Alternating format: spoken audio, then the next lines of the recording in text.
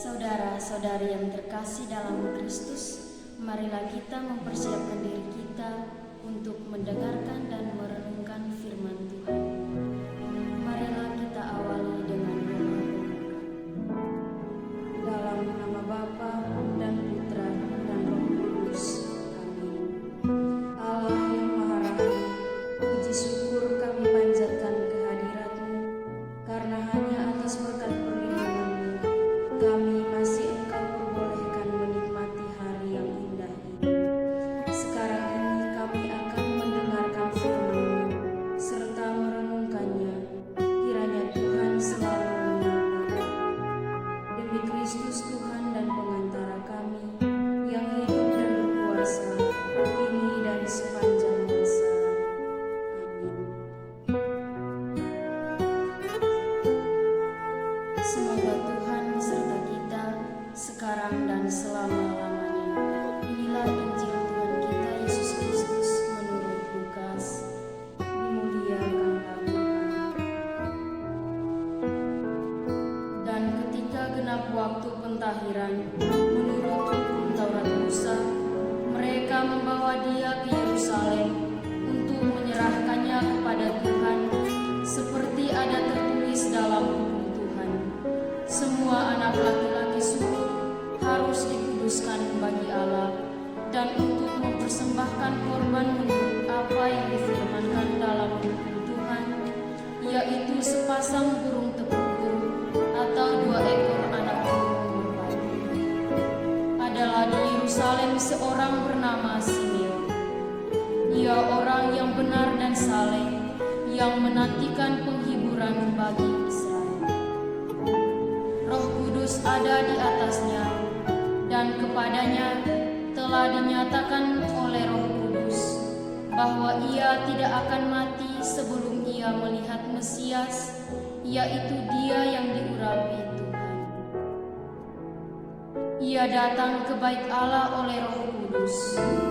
Ketika Yesus anak itu dibawa masuk oleh orang tuanya untuk melakukan kepadanya apa yang ditentukan hukum Taurat, ia menyambut anak itu dan menantangnya sambil memuji Allah, katanya, "Sekarang Tuhan, biarkanlah hamba-Mu ini pergi dalam damai sejahtera sesuai dengan firman-Mu. Sebab mataku telah melihat keselamatan yang daripada-Mu, yang telah Engkau sediakan di hadapan segala bangsa, yaitu terang yang menjadi pernyataan bagi bangsa-bangsa lain dan menjadi kemuliaan bagi umat-Mu Israel." Dan bapak serta ibunya amat heran akan segala apa yang dikatakan tentang Dia. Lalu Simeon memberkati mereka dan berkata kepada Maria, ibu anak itu, "Sesungguhnya anak ini ditentukan untuk menjatuhkan atau membangkitkan banyak orang di Israel, dan untuk menjadi suatu tanda yang menimbulkan perbantahan, dan suatu pedang akan menembus jiwa-Mu sendiri, supaya menjadi nyata pikiran hati banyak orang." Lagi pula di situ ada Hana, seorang nabi perempuan, anak Fanuel dari suku Asher. Ia sudah sangat lanjut umurnya. Sesudah kawin, ia hidup 7 tahun lamanya bersama suaminya, dan sekarang ia janda dan berumur 84 tahun.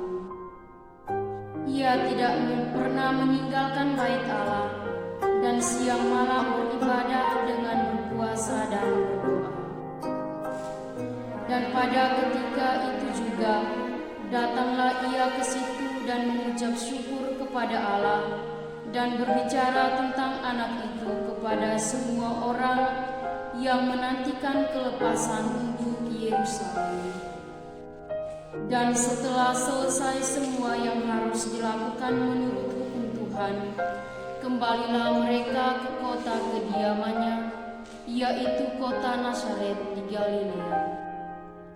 Anak itu bertambah besar dan menjadi kuat, penuh hikmat dan kasih karunia Allah ada padanya. Demikianlah sabda Tuhan, terpujilah Kristus. Saudara-saudari yang terkasih dalam Kristus, tema permenungan saya pada hari ini adalah membuka diri untuk Allah. Saudara-saudari yang terkasih dalam Kristus, bacaan Injil hari ini berbicara tentang pernyataan diri dari Allah secara definitif dan penuh dalam diri Yesus Kristus yang ada dalam diri Simeon dan Hana. Simeon dan Hana adalah teladan yang baik, yang selalu berdoa dan mengharapkan kedatangan Tuhan. Mereka adalah teladan sikap yakni membuka diri kepada Allah. Maka dari situ kita perlu belajar dari Hana dan Simeon yang selalu menantikan dan membuka diri untuk Allah. Dengan demikian kita perlu menyadari bahwa Allah itu selalu hadir bersama kita dan Ia selalu turut merasakan penderitaan ataupun masalah-masalah yang kita alami. Tuhan tidak pernah meninggalkan kita dalam menyelesaikan setiap persoalan hidup yang kita alami. Sebab kebahagiaan dan ketenangan hidup hanya bisa didapatkan dari Allah. Saudara-saudari yang terkasih dalam Kristus, di akhir permenungan ini saya mengajak kita semua untuk meneladani sikap Simeon dan Hana yang selalu menantikan kedatangan Allah dan membuka diri bagi kehadiran.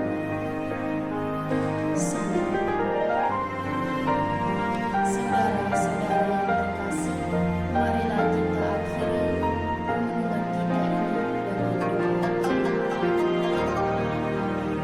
Allah yang kuasa, terima kasih.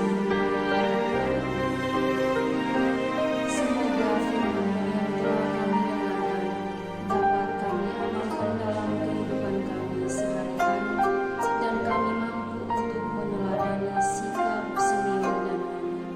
Demi Kristus Tuhan dan pengantara kami yang hidup dan berkuasa kini dan sepanjang masa.